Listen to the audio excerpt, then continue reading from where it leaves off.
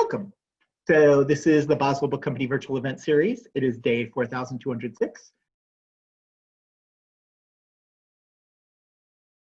We are so honored to welcome back Lesley Kagen, who is the author of 1, 2, 3, 4, 5, 6, 7, 8 novels and 1 novella. The new book is Every Now and Then, which has been getting starred reviews from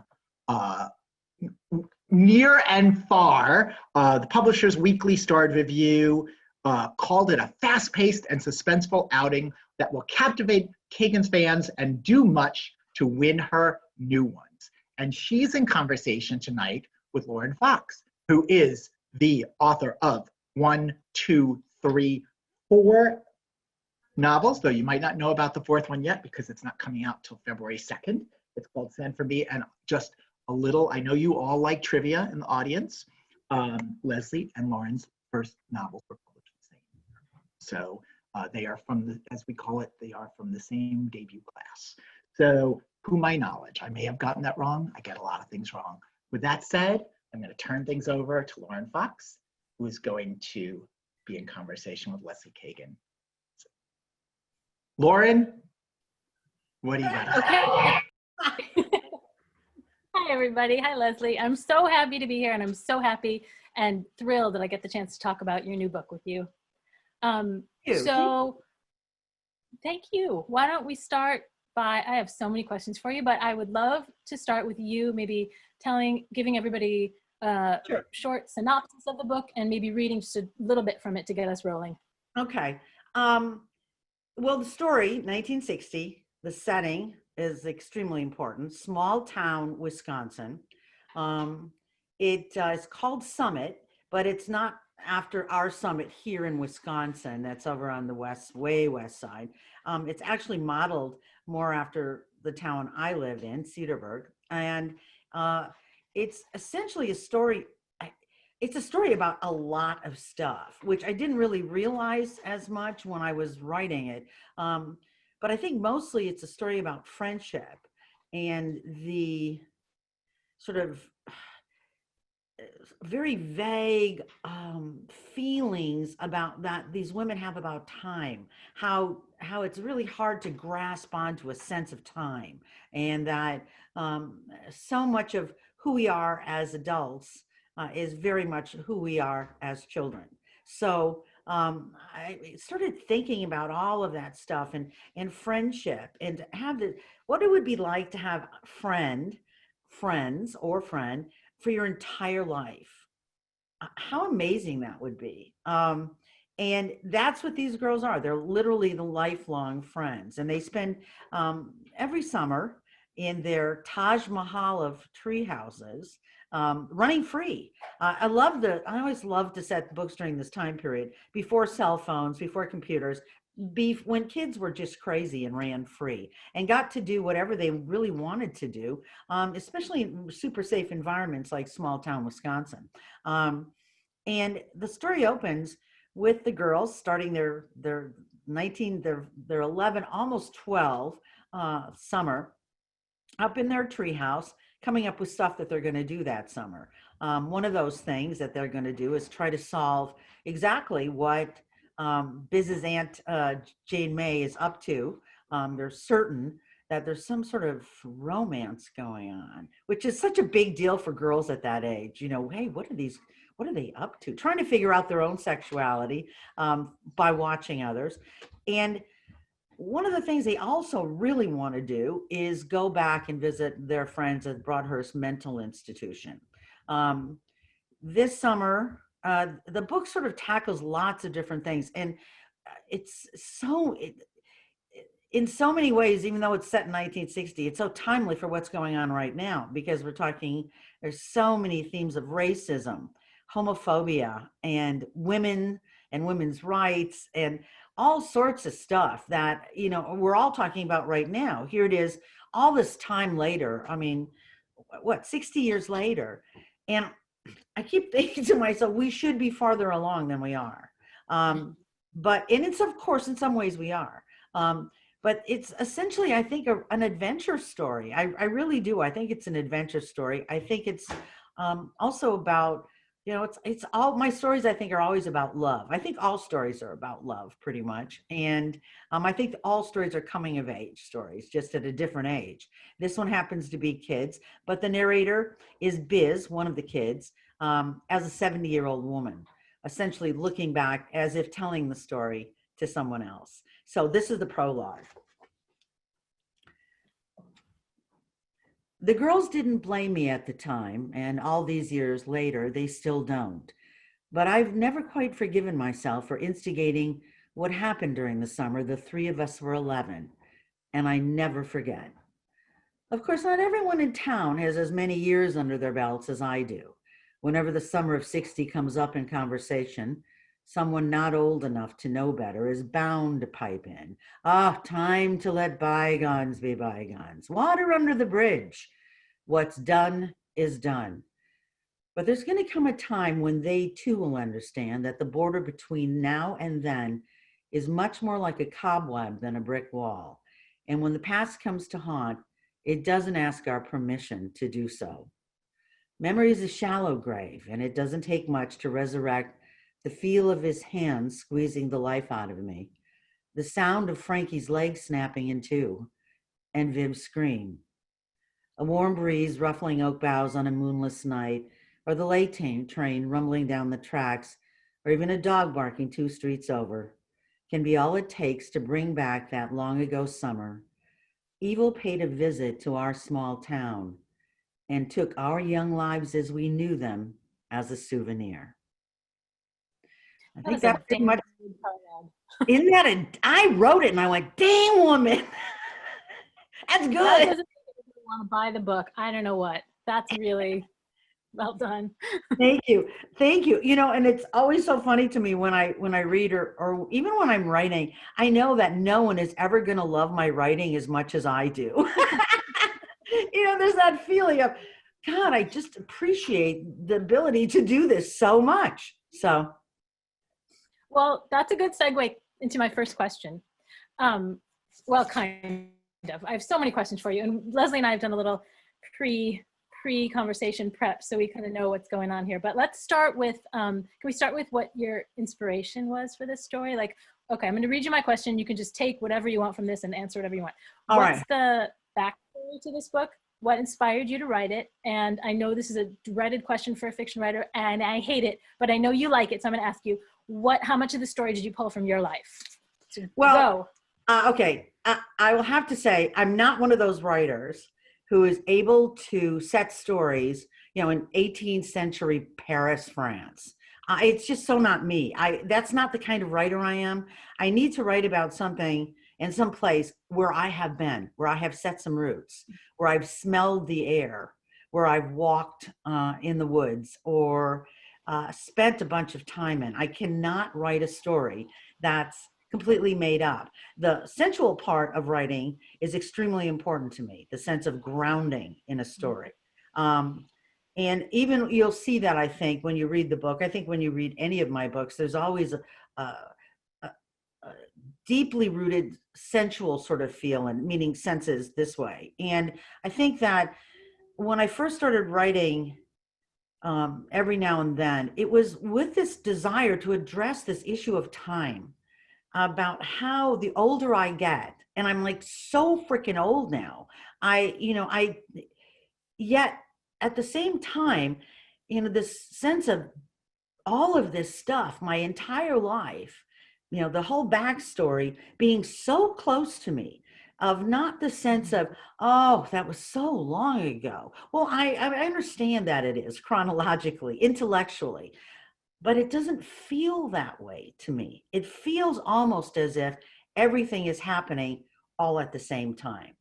And the ability to pull back on those memories and to jump in and swim around a little bit, that's really important stuff to me, to be able to do that, to be able to be really connected to every part of my life. The stuff long ago, I'm not a very much future person. I'm much more of a now and how this all works, and how this all, the synchronicity of it, I guess. So I started thinking about that a lot. I wanted to talk about friendship. I can't say that I've had lifelong friends. And I just became sort of obsessed with that concept of having a lifelong friend, somebody who'd known you forever. Not, not a member of your family, but somebody who you remained friends with for such a long time. I started to think about these three girls, but I did not this time want to write in the voice of a child. I mean, sometimes I do that. Sometimes I use adult narrators. But this one, I wanted it to be a woman looking back at that summer and pulling as much as she could from what happened back then into her present, so that she could easily study it and make the correlation between what happened then and what is happening now in their lives, and how what happened then so deeply impacted their lives and still does to this day. Um, then I started just getting visuals. I love the little place that I live. And to me, it's a very romantic place. There's, a river that runs through it, and there's an old time movie theater. I love all that stuff that speaks to me. And one day I'm driving down Lakefield Road and I see this old abandoned factory. So creepy, this place. And every time I would drive past it, I kept having these images of 50 horror movies and how that would have fit in so well. And then I started thinking about horror movies and what a big deal that was to me as a kid. And that's just sort of the genesis of it, of how it started to unfold. I love the idea of the girls having a secret place and where they're sort of budding into womanhood. And that's sort of metaphoric. This treehouse is theirs and only theirs. Nobody goes into it but them, where they can discuss their stuff and their bonds and try to figure out the world. So that was the genesis of it. And then, I'm not a plotter, so I have no idea what's going to happen once I get everybody sort of gathered. Once I knew where I was going to be, once I started getting the feel of the story and the girls, it just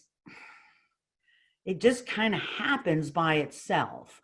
And there's also parts of writing where I'm feeling almost as if I'm just taking dictation. I am aware as it goes on. Oh, well, okay. And then we get into the editing process and I start looking at it more sort of analytically. But when it's happening and it's being creative, I'm just going along with it to see what the heck happens.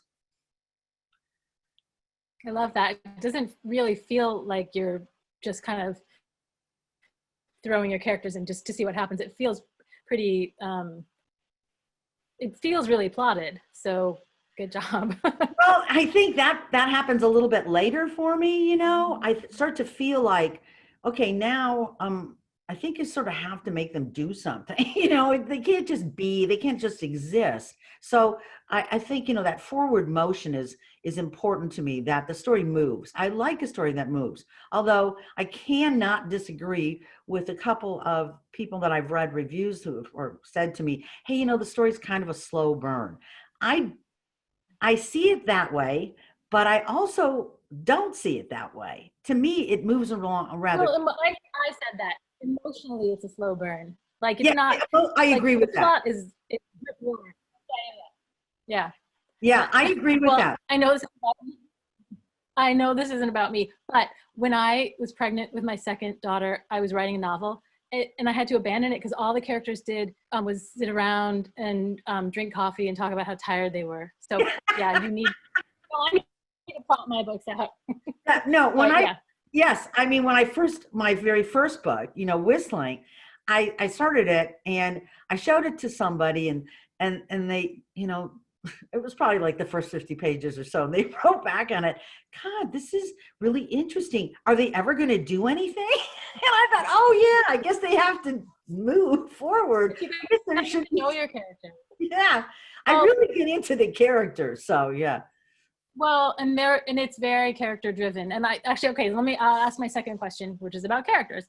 The characters, especially Frankie, Viv, and Biz, are so incredibly vivid. And what struck me most as I was reading is that I generally knew how they were going to react, but I never knew what they were going to do, which seemed to me as I was reading, like a sign of authentic and fully realized characters. So I would love it if you could talk about who they are, how you figured out their personalities. They're so distinctive. Like I really knew by about 30 pages in what each character, how they would respond, but I never knew what would come next or what they would do. So who they are, how you figured them out, where they came from, and tangentially any other characters who you found particularly fun to write in this novel, or on the other hand, difficult or challenging to write. I know that's like 6 questions. So once again, just take it away.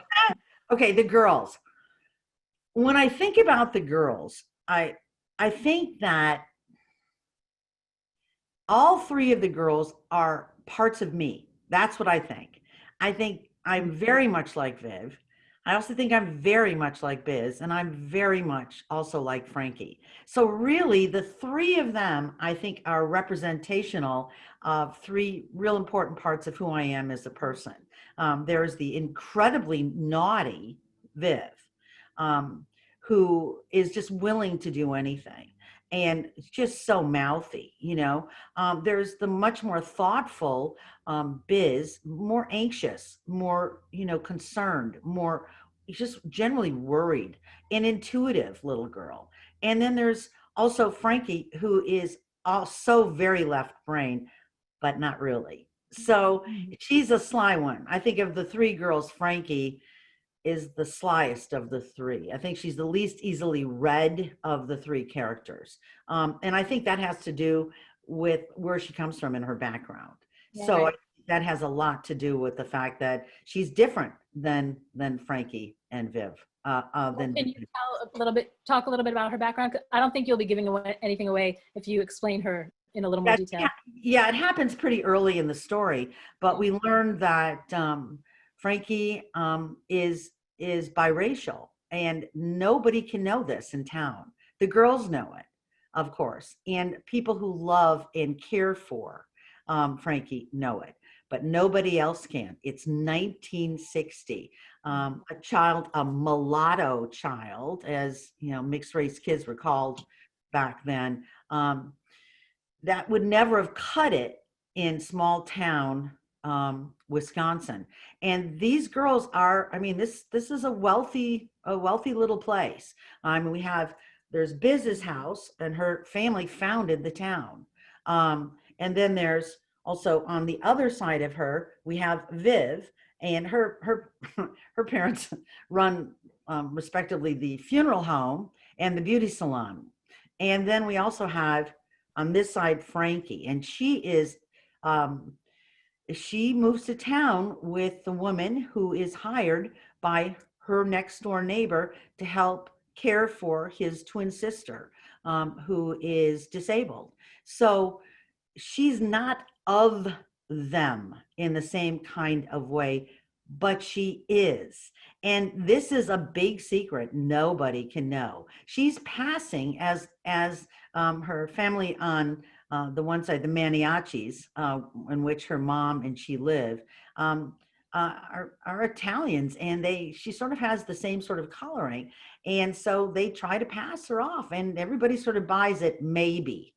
Right. But there's a tension there. What will happen, you know, if anybody finds out that Frankie is biracial? So it's something, a bond that they have, and those who love the girls and their families have, which separates them and keeps them different from other people in town. I also think their relationship, that secret is a big secret for them to keep. I think that it is a real sort of, I mean, they call themselves the Three Musketeers, and there is that sense of that. It's the 3 of them against the world kind of thing. They don't hang with other kids that much. I mean, there's gossip going on, and it's recounted, but that's sort of not of them. They're their own little group. I liked Aunt Jane May quite a bit as a character. I like her sort of, you know, down to earthiness of this, you know, I'm not taking any guff. You're not going to pull anything over on me. And she and Viv, fast talker Viv, have a really special relationship that I love. It's really interesting to me. And I also think that the fact that their family, the Buchanans, I feel very differently about race relations in town. And they sort of set the trend. And even though, they're the family in town, there's a lot of bad stuff that goes on. I mean, there's a lot of sniping, and there's, a lot of Black people stay over there on your side of the tracks. And the girls are really, really aware of that. And of course, which heightens their concern about anybody finding out about Frankie. There's lots of bad guys in this one. More than usual than I have ever written, I think. Not so many antagonists before. And some of these guys are, these are some, I mean, there's Evelyn, who is just the gossip in town. And that's one kind of evil. It's a lot of, I mean, it's truly a good v evil sort of story. And yet there's some other stuff that's sort of, a lot worse that's happening that nobody knows about. And the girls uncover it. Also, there's the whole, a whole problem with this concept of the girls' fear of a group of boys in town. So there's a lot of levels of sort of fear. I mean, this sounds a little grim, but it's also hilariously funny because these girls are 11-year-old kids, and so they see the world in a certain kind of way. And they're always coming up with some scheme or another, or let's do this, or let's get that person or this person. I love that they think that Aunt Jane May is really old and she's 37. Like that's one of my favorite. That was one of my favorite moments. She's ancient. That when Viv first brings up, well, I think she's hot trotting. She's hot trotting with someone, and they Biz says that's ridiculous. She's 30. She's way too old. She can't even walk. She's not trotting anywhere. So. Their whole concept of how they view the world is worked in through the story. So, but yet as the book progresses, and then especially the end chapters when you see the girls completely grown up, that was really interesting thing that I've never really done before. So there was, it was a difficult book for me to write because to me, there were a lot of balls up in the air, lots of stuff going on.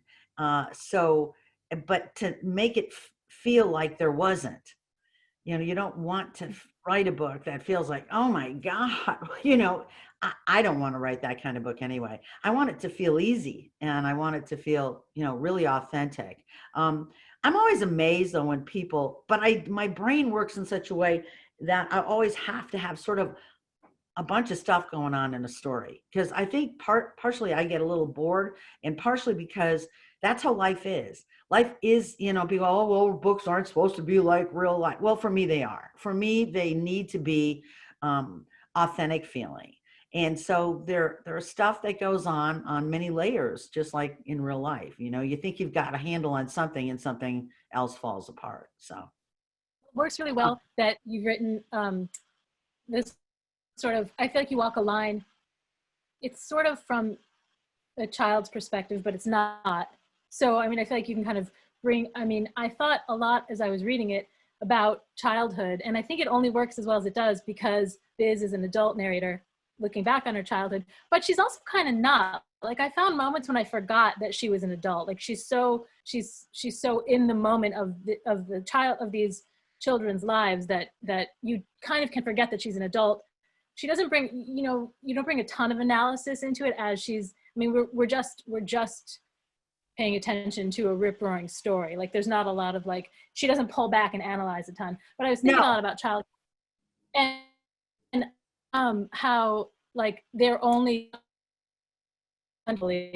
grasped everything that's going on around them, not understanding that Jane May is actually young. And then I was thinking about how good and evil play. Oh, it says my internet connection is unstable. Can you still hear me? Yeah, I can now, but you've been sort of going in and out a little bit. Which makes, answering your questions quite interesting. Good. That's intentional.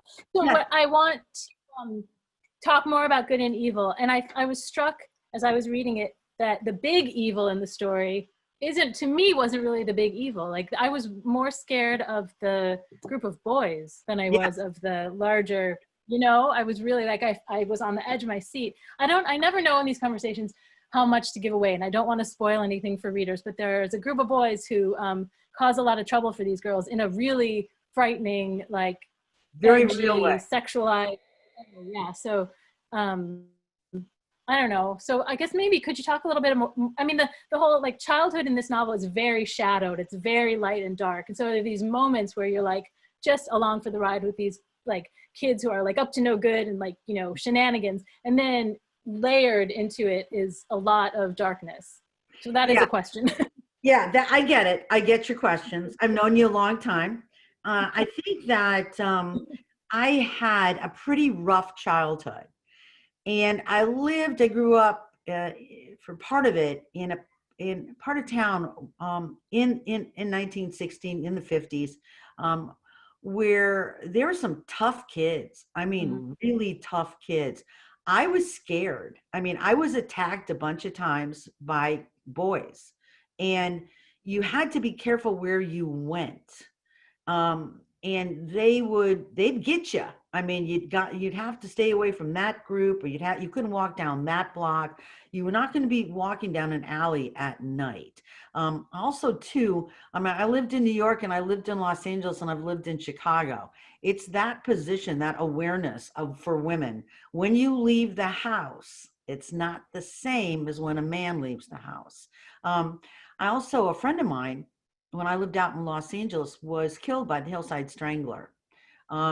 And that sense of terror that was running around Los Angeles at the time, that awareness of, there's something out there that can, there's somebody out there. And I think probably the sense of caution. And I mean, I've never been a person who've left my house and gone, gosh, life is great. This is great. This is fine. I'm great.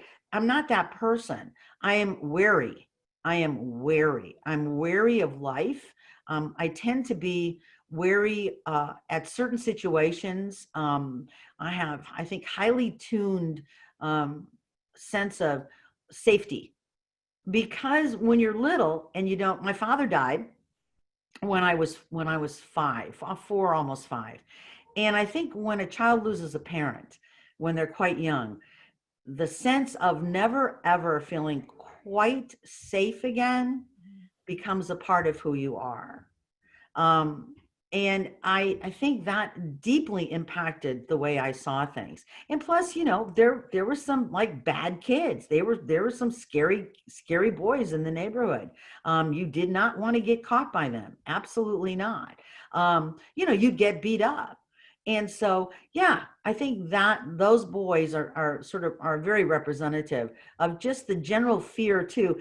See, it bothers me that when I go for a walk in the woods, even if I'm in like the most innocuous place, I still, as a woman, have to be unaware of where I am.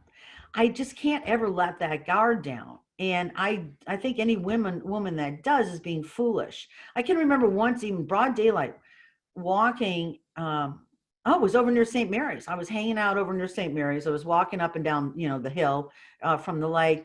And I look over in the bush and there's a guy, exposing himself. I went, that's nice. That's great. I mean, at any time, any place, stuff like this happens. Also, when I was a kid over at Washington Park, I went to the zoo one day, and I'm walking up the hill home, and there's a guy that's just laying completely naked on the grass, going, come here, little girl. I mean, there was a lot of, in the 50s and 60s, you have to remember too, that there's awareness now for kids. Back then, there wasn't. So many of the exact same things that happened back in those days to these girls would be swept away, or it was put off to just boys being boys. It didn't feel that way to me. It felt scary. Yeah, and there's a lot of menace running through the book in that in that like almost incoherent, not that, just in that sort of like inchoate way, that there's just this like undercurrent of menace. Yes. That we understand that they don't. Correct. And I think that, I mean, there are moments where you almost think, oh, well, they're fine. Everything's good. All, as well. But then something turns, and and all of a sudden they realize, hey, we aren't really safe, and they don't understand exactly. See, that's the thing, they don't Right. exactly understand why. There are a couple of moments in the book where one of them will repeat something an adult has said to them, and they won't know that it was really problematic, and only the other adult in the story will know. There are like a couple of, like there's like a racist thing somebody says, and there are a couple of moments where the kids will just like relay a message, and we as a reader and the other adults in the novel are like, oh wow, that's, that was gross and sexist and racist, but the kids are sort of unaware of it. They just don't get it yet. They just, Right. they're not at that place in their development yet to be aware of that. So yeah, but it Well, also does something for a reader, when a reader as an adult is reading that sort of stuff, it creates an enormous amount of tension. yes. And I like to do that. I like that pull into a story to find out, is everything going to be okay? I like that concept of getting pulled into that. How would And you just, sorry, go ahead. yeah, no, go ahead. So how would you describe like the main point of or the main conflict in the story? Like what's the tension that pulls through the book? Well, I think I'm struggling to talk about it because, again, I don't want to give anything away, but what do you think is the main sort of plot conflict? now that's pretty tough, but I'm going to say that you have three little girls here that are approaching the world with one worldview, when in fact the worldview is in actuality, the reality is very, very different. So I think when you start having, it's innocence versus evil. I mean, that's a lot of what this sort of is about. And it's also, and that's portrayed in a lot of different ways through racism. I mean, and the need to, somebody wrote to me, another author wrote to me, she said, I read this book, and to me, this whole book feels like about what it feels like to be the other. Mm-hmm. And I thought, that's probably sort of true. I think it's about what it feels like to not actually be parts of things. Because even when you look at the bad guys in the story, when you look at, you can look at them and still say to yourself, God, I can understand why these guys are so messed up. I mean, there's a sense of, yeah, they're doing wrong. But you can also see the humanity in them. But you know what deeply affected me, I think, too, Lauren? I mean, we live in a state full of serial killers, okay? I mean, I grew up with the whole Ed Gein thing. So that freaked me out as a child, quite honestly. It's like there's a person that kills people and then skins them. And back then, kids would know this stuff because, I came from a huge Catholic parish, huge. And so we're talking about kids, 12 to 13 kids per family. And so, there'd be 18-year-old boys, 19-year-old boys, and, down to 6, 7, 8-year-old kids. So there's a huge span. And kids' information would get passed down. And you learn about stuff that no way should you actually have known about at that age. I mean, kids now, it's very different. Kids lead a very protective life now. That's not how it used to be. And I think that portrays that sense of, the girls' confidence. They're so confident in what they're doing. They believe so much, and that they can handle everything, until they can't. And I think that reckoning is, the true coming of age of that story. So time is kind of flying by here. I want to ask you one more question and then maybe open it up to audience questions, even though I have so many more. I really would love to hear you talk about the title. It's the time thing again. It's just the whole time thing again. That was the thing that sort of spurred on this whole idea of writing this, that, really, we're really no different. Big Lauren is no different than little Lauren. Big Lesley is no different than little Lesley. We have different skills. Okay. We have, well, some of us do. Some of us can balance checkbooks. Did you know that? Parallel park, do big people stuff. But I think the essence of who we are as people, I don't think that ever changes. I think you're exactly the same as you were. I know that I am, and I think everybody is. We build up an armor. We have armor that that is very effective as adults of keeping people away. It's one of the reasons. I mean, I hang around with a lot of kids. I teach my grandchildren, you know, now that they're home from school. But before this all, I was teaching at school with at their school, teaching kids to read and write, and also had the coolest thing I've ever done in my life. We had the 4th grade comedy club. The most hilarious. I mean, I've done stand up in Los Angeles, and this was funnier. I mean, these so funny. These kids they're natural born comedians, and their emotions are right there. I mean, that will all change soon, but it's all right there. And there's something about that I find unbelievably lovable and endearing. And the fact that when I meet somebody, or even as an adult now, and I look back at my own life, as I said at the very top, the sense of everything happening more at the same time, as opposed to then and now, that's how it feels to me. It just truly does. And I don't know if other people feel that way or not, but it feels that way to me. And I think it does to the girls. I mean, especially, you know, they're still living in the, you know, somewhat similar lives, slightly different, but, you know, and they are still, I think that all of us spend a lot of time in our lives trying to figure out just what the hell went on in our childhoods, you know, why did this happen, or why did that happen, and how did that impact me? And how have I become who I am now? And I think that that's sort of the essence of that story as well. It's almost a kind of a sweet title at first. Yes. Until you read it, and then you kind of catch on to the layers, the way that time is kind of the way that time kind of folds in on itself. You kind of like catch on to that as you get further. Yeah. Further into the book. Yeah, I mean, kind of at first glance, it just seems like, oh, this is going to be a nostalgic book about childhood. Yeah. And then quite quickly you realize it's not that.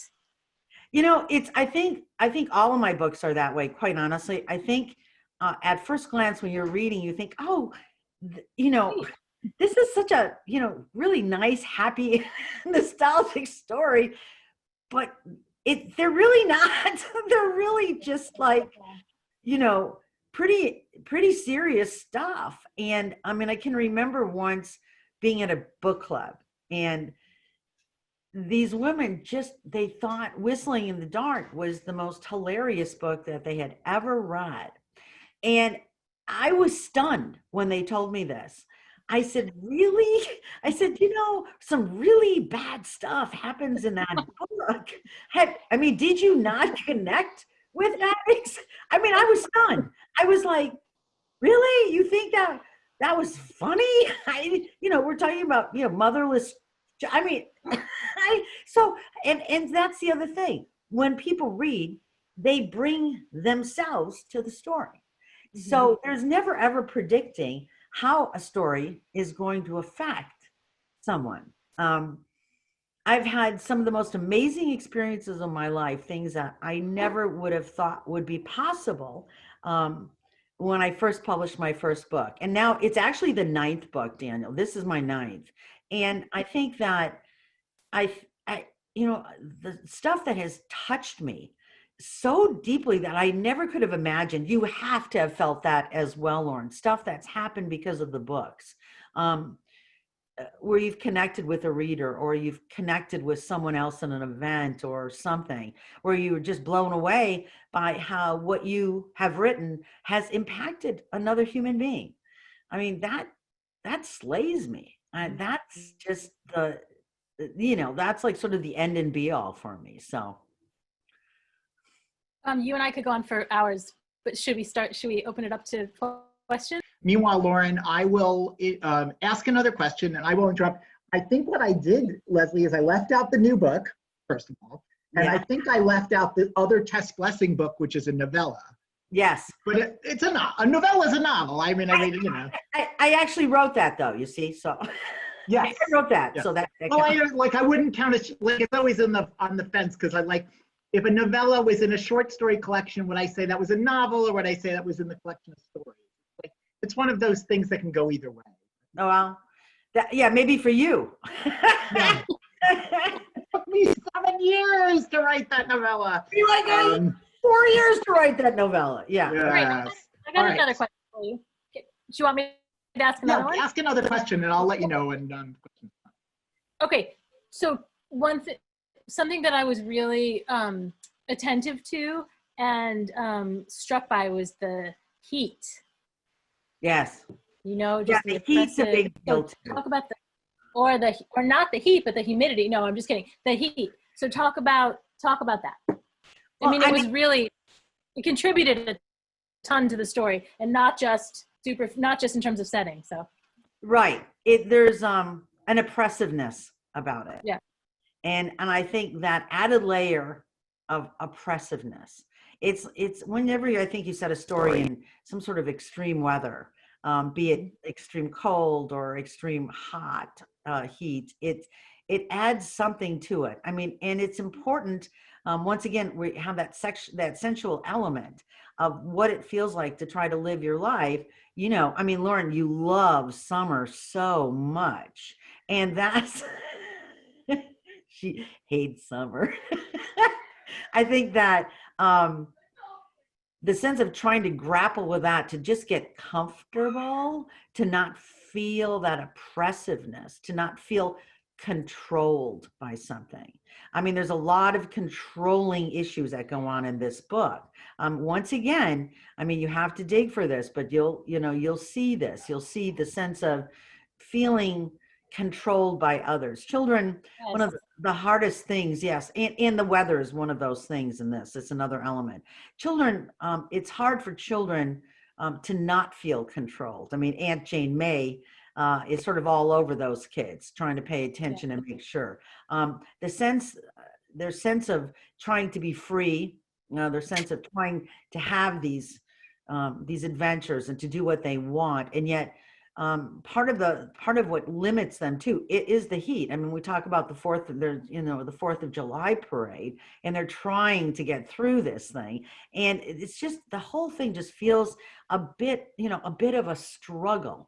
I don't think I sort of hung around that too much, but I was sure to work that in. I mean, it was definitely in there. Very present.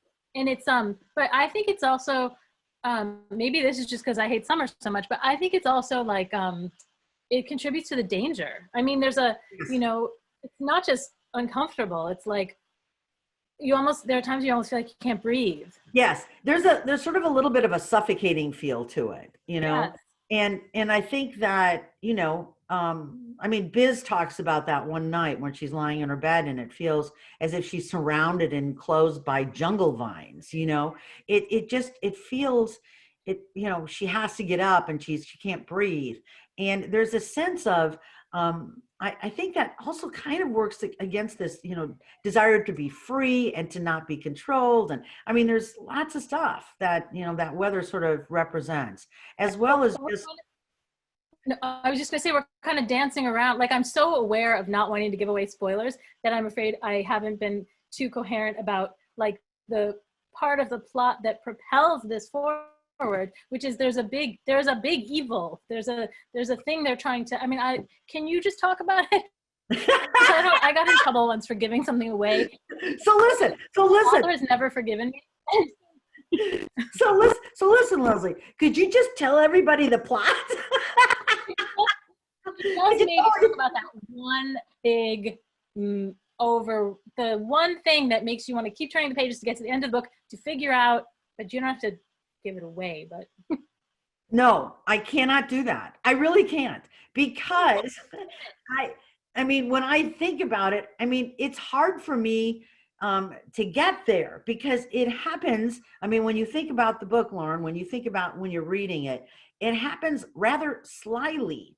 And I think that part of the joy of reading that book is paying attention to the little moments of when they first start to become aware of something. Like, Okay. oh, and something. But I can say this, they should not have been hanging around Broadhurst Mental Institute. Mental institution. Yeah. Good. I'm glad I didn't put it away. And I will also say, because I know it also says, I think it says on the little, thing in the bag, 3 patients escape. And I think that changes everything. It changes their entire lives when that happens. And so, and I also say, it's not exactly how you think. I think it's kind of a cool, surprising sort of thing that happens, and, I mean, it surprised me when it happened. I was like, oh, that's what's going on. So yeah, I know I don't want to say it, but you know what I do want to do before we end this whole thing is I want you to talk a little bit about your new book that's coming in January. I'm so excited. Well, it's February. So Oh, February. Oh, I heard January. I guess I'm pushing it ahead because I'm a little excited. Okay. Tell us. I want to hear about it. You want to talk about my book? Are we done talking about yours? Yeah, we're done talking about mine. I just want to talk about yours a little bit. Okay, well, it's coming in February 2nd, and it's called Send for Me. And now I can't, now I'm like, I've been so chill this whole conversation. I don't want to talk about my book. It sounds amazing, and it's getting, Thanks. I will tell you, it sounds amazing. And I know that it's a story that's really, really close to you and really means a lot to you. And I think that when we write about those sorts of things, it can't help but be wonderful. And of course, I admire you so much as a writer. And also because I think you are one of the funniest human beings on the face of the earth. You know who else makes me laugh so hard? Julia Pandel. You know Julia? I don't know. Yeah, you know Pandels. I mean, funniest. It has nothing to do with my book. No, it has nothing, but it's just a sidebar. I want to know, does this new book, would you say that there's, I mean, to me, it looks so emotional and so heartfelt. Would you say that there's that still that element of humor that you always are able to work in? I mean, I don't know. It's hard, really. That's a really hard question to ask. I mean, there are two, or it's a hard question to answer. There are two separate threads in the book. It's historical fiction. Right. There's a contemporary thread in which I allowed myself to be a little lighter. But the historical fiction is, so 25 years ago, I found in my parents' basement a box of letters that my great-grandmother had written to my grandmother in German, from Germany. They were trying to get out during, in the late 30s. And they were written in this German script that nobody can read anymore. But it took me years, but I managed to get them translated. And they told a sort of fragmented story about my family. And it took me a long time to figure out that what I wanted to do with those letters was write a novel about them, because I didn't have a clear sense of able to use. So the letters weave throughout the book, and the historical novel part of it is set in Germany in the late 30s, and it's about a young girl and then a young woman who is trying, has to leave Germany, but it's about leaving her parents behind, and it's about mothers and daughters, and I started writing it when it came out in 2016 that children were being put in cages on our border, and it just felt like this is the time that I need to be writing about this subject. And so it's about separation, and the contemporary part is about a young woman who actually discovers these letters and puts the sort of pieces of her family history together. So it's a laugh riot. It just struck me. I mean, it sounds amazing, and I know it's going to be amazing. But it struck me that there's that element of time in your story as well. It's talking about, how did we get here? How did this happen? Who fell in love with whom, and how did we get to where we are now? And how did I become who I am? And I think that's element that we're, that we both have in both of our books. So there's a moment when the main character is oh, friends. we're losing you, Lauren. Okay, that's okay. Yeah, I've stopped talking. Yeah, we're losing you. You're going in and out. So, okay. What do you like to read? Who do I like to read? I'm so weird. I'm so picky.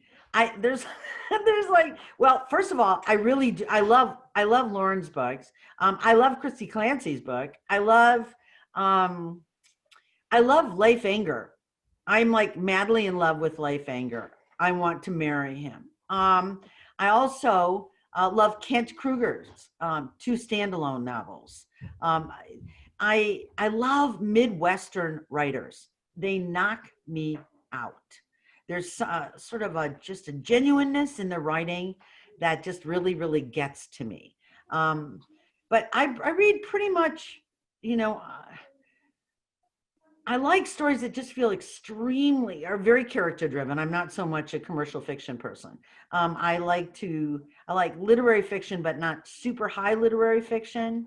Like I did not love, I won't love anything that goes like over the top literary, where I have to listen to the description of a branch for 4 pages. I'm not interested. I know what a branch looks like. I don't love books where people fall in love with their own words so much. So I like the character has to feel really, really great to me. And it has to have some meat to it. So yeah, I mean, so I'm sort of across the board, but I'm pretty obsessed with Leif and Kent's books. And once again, it's just sort of like what kind of hits me, I think it's a mood thing too. Like, God, I think I'm going to read some mystery tonight, or, hey, yeah. And I read a lot of mysteries as well. So, so it's sort of between literary fiction and some mysteries that sort of get to me. I'm really enjoying The Reading Room, Antoine Laurent's new book. I love his stuff. I think he's fantastic. So there's, it can be just about anything. It'll just be something that whatever hits my fancy at a particular time. So I've got some questions. I will tell people though that Antoine Lorraine's going to be doing an event with us on the 20th in the afternoon. And we may be the only bookstore in the country doing one because it was very complicated to set up. I can't wait. I will be here for that. I think, don't you love his writing? I love his writing. I read them all. Yeah, yeah, me too.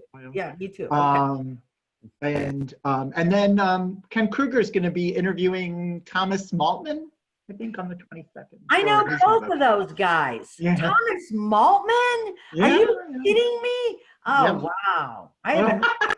I haven't heard that name in a long time. Yeah, it's been a while since the last book. When is that going to happen? That's on the 22nd. That one's in the evening. The new book's called The Land.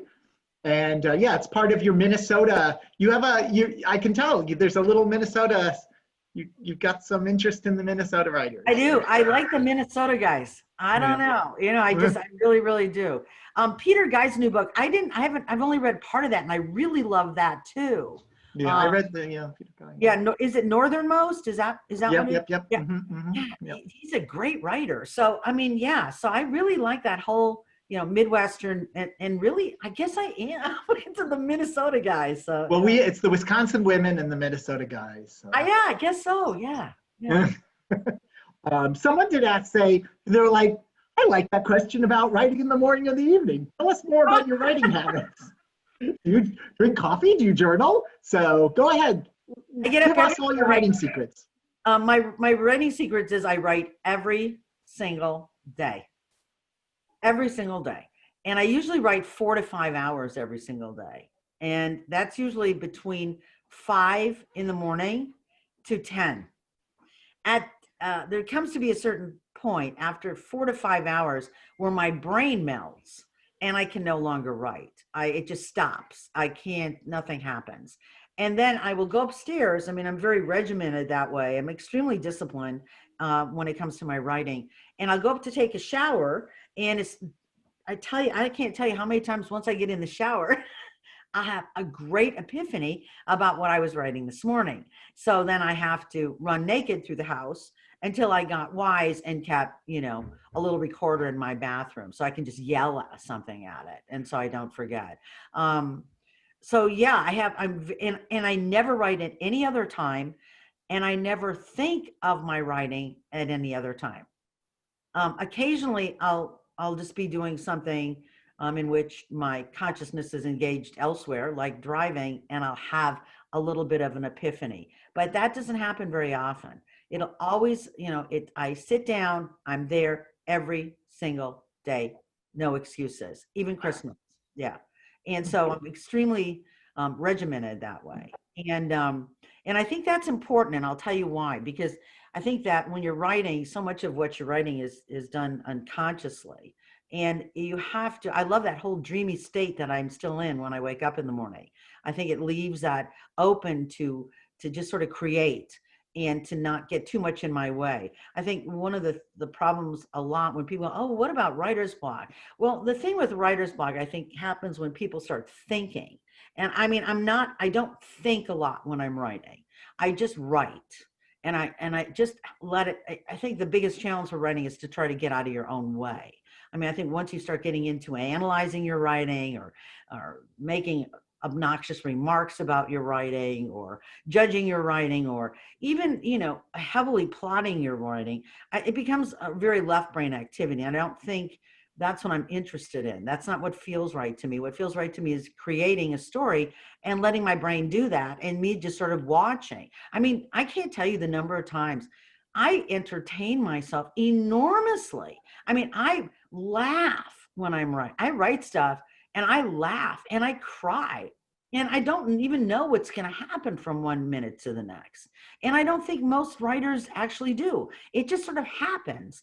And I think the greatest challenge is to stand out of the way and let that whole process happen.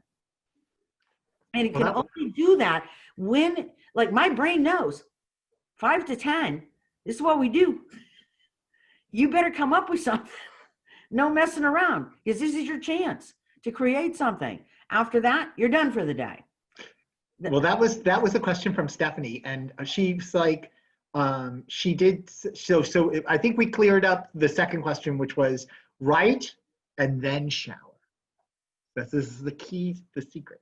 Now, this ties into Christina Clancy's question, which is, how is writing the ninth book? How has writing the ninth book been different from writing the first book?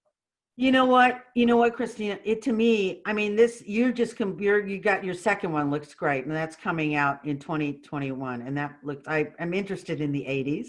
And I'm really interested in reading your new book. To me, I thought the more I did it, the easier it would get. That's not what happens. What happens is, I find it harder. The more books I write, I find it more difficult. I think I'm better in certain aspects. My writing has improved in certain kinds of ways. But I know now what I don't know. And I know how much more I have to learn. It's one of the things I love most about writing is that it's so hard. It's incredibly hard. And that I love that concept. I love that idea of being able to do something. And I've been writing my entire life. There's not a time that I don't remember not writing.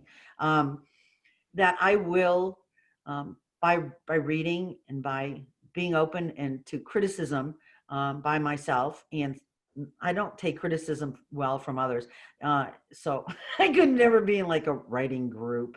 I just wouldn't work that well. But I am good about looking at my own work and going, nah, that just doesn't cut it. That's not working for me. Because at the end of the day, when I hand that manuscript in, it has to be something that I am madly in love with. So that, I mean, it's a crapshoot.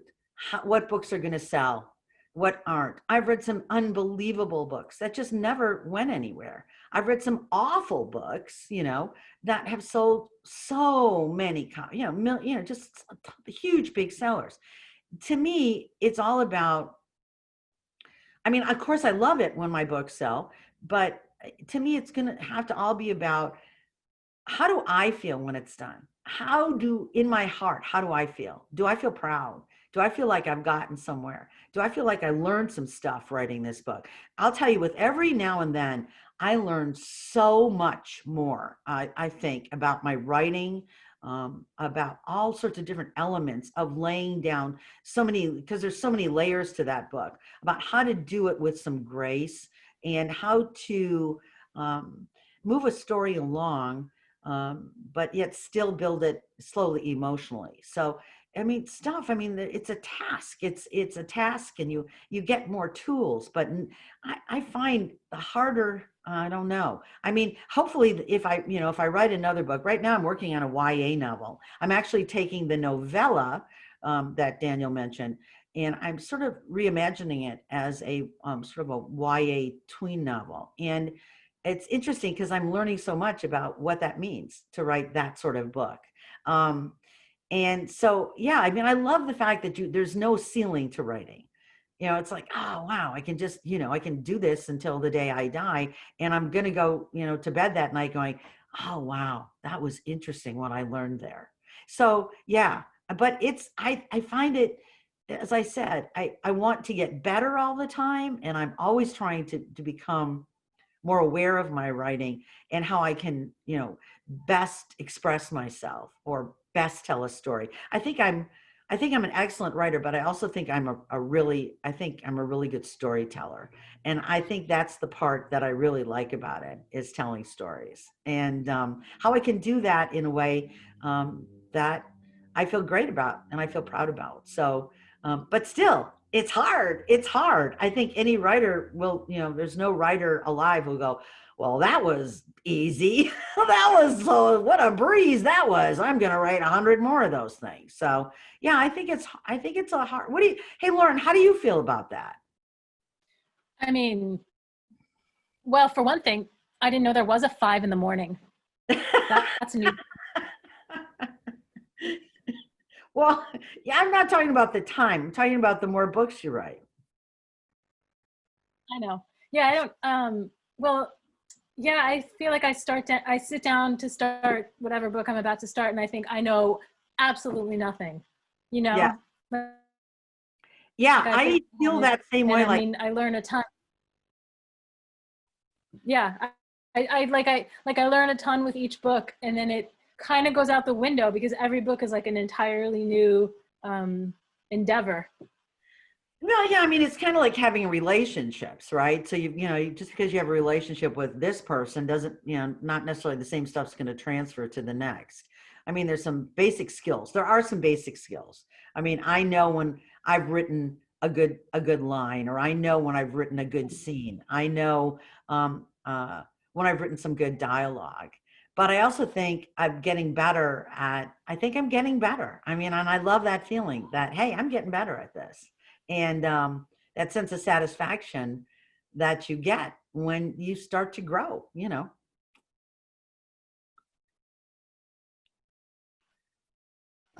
Let's see. I've just 2 more questions. One of them is not a question. Mary Rosen just wants to say the book sounds fabulous and she can't wait to read it. And then Melanie Thurber would like you to give advice to a new writer.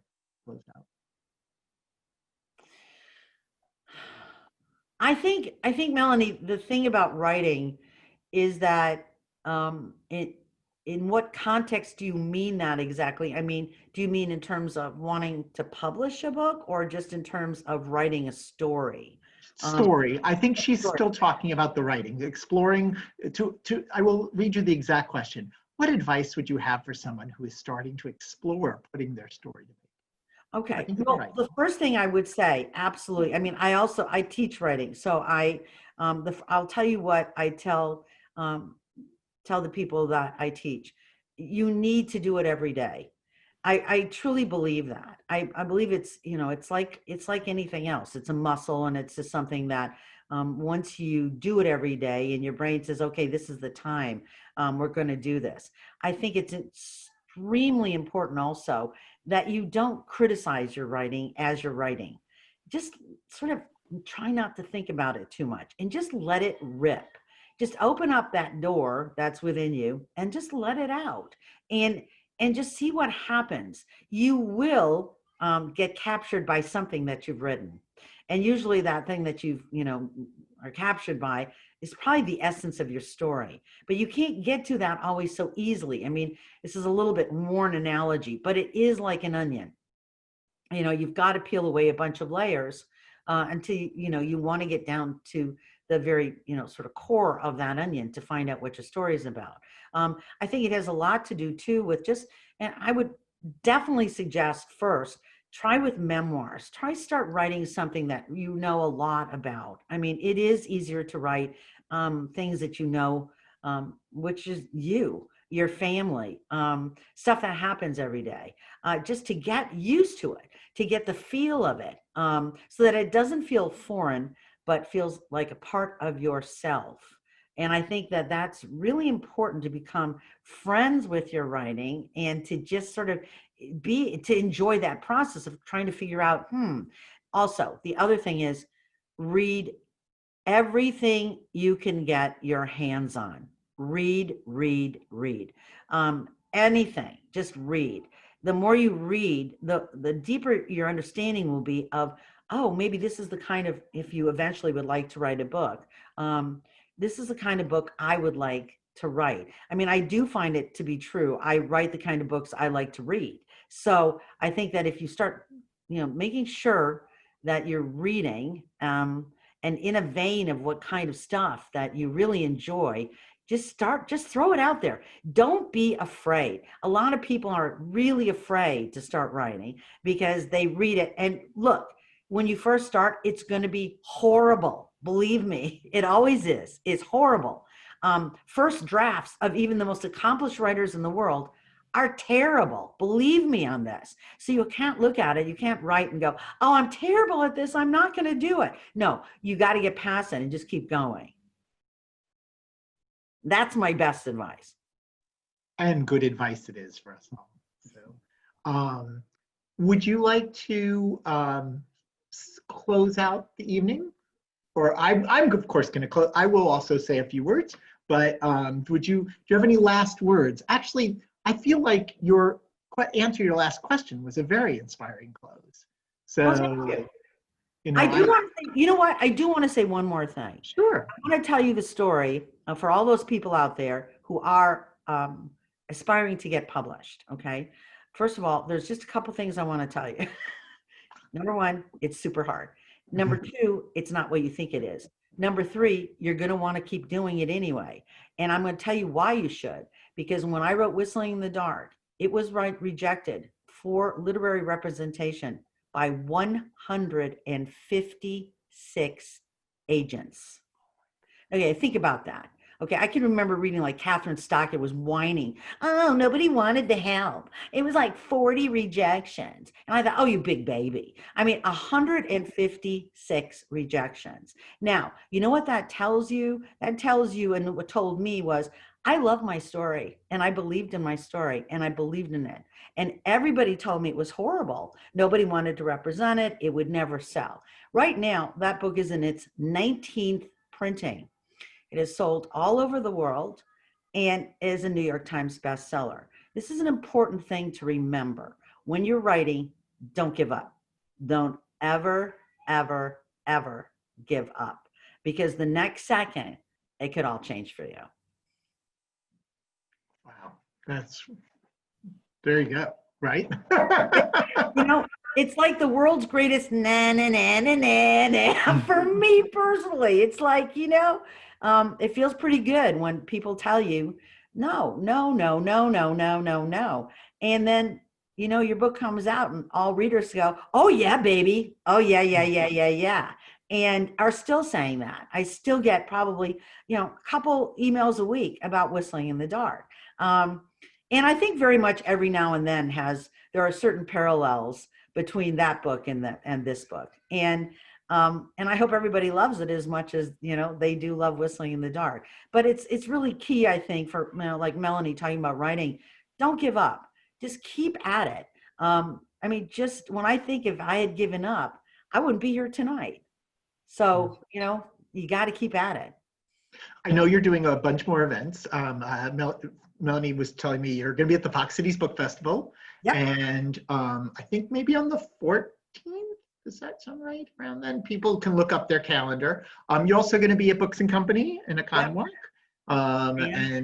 So those will be great events. And we're looking forward to seeing Lauren Fox in February, or maybe January, because I love the fact that when you were saying January, February, I'm like, yes, because that's time, and all time comes together. So January is February.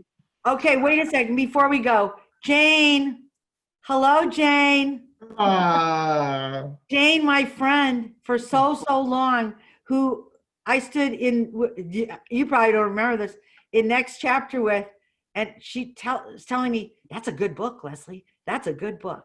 You just wait and see. It's going to sell. You were right. So, yeah, forever. I mean, a long time ago. So, hey, Jane, thank you. We still use the Jane compass. So, yes. What? She's a wise, well-read, smart woman. Yeah. Well, Lesley, thank you so much for a wonderful evening. Thank you, Lauren, for a wonderful conversation. And thanks all of you for coming to this event. We wouldn't have a bookstore, virtual or otherwise, without you. Hope to see another one. So good night, everybody. Night. Thank you, guys. Thank you. Thanks, Lauren.